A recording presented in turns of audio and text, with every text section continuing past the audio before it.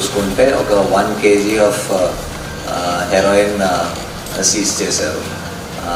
The reason ఇది important is in recent times మనకి ఇలాగా 1 kg ఆఫ్ ప్యూర్ హెరోయిన్ ఎక్కడ ఎక్కువ దొరకలేదు. So this is a big catch because it is worth almost pure heroin is worth, of course అది quality మీద depend అవుతుంది, but somewhere around 7 to 8 crores worth ఉంటుంది అది. అండ్ ఇఫ్ మనకి దీని ప్యూరిటీ ఆఫ్ కోర్స్ ఇప్పుడు తెలియదు, అది FSL పోతే కానీ తెలుస్తుంది, but it might be worth more also.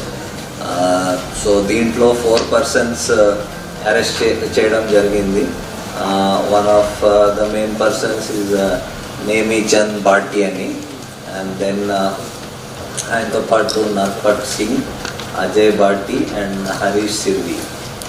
So దీంట్లో బేసికలీ ఏం జరుగుతుందంటే సంతోష్ ఆచార్య అని ప్రజెంట్లీ ఈ పర్సన్ రాజస్థాన్లో జోధ్పూర్లో జైల్లో ఉన్నారు అని తెలిసింది. సో ఆయన one of the main suppliers of heroine.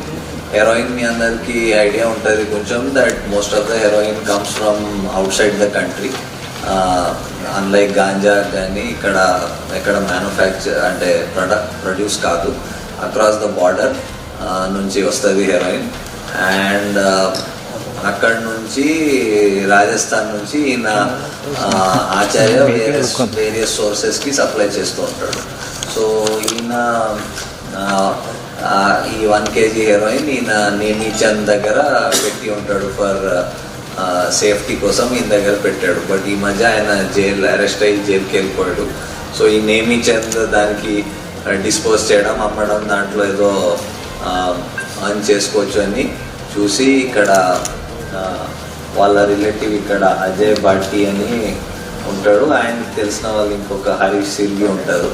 వాళ్ళ ద్వారా ఇక్కడ హైదరాబాద్లో ఇక్కడ లోకల్ ఏరియాస్లో అమ్మడాన్ని చూస్తాడు. సో ఆయన రాజస్థాన్ నుంచి ఫ్లైట్లో వస్తాడు అండ్ ఈయన నర్పట్ సింగ్ అని మనిషికి ఆ హెరోయిన్ ఇస్తాడు, ఆయన బస్లో తీసుకొస్తాడు ఇక్కడ.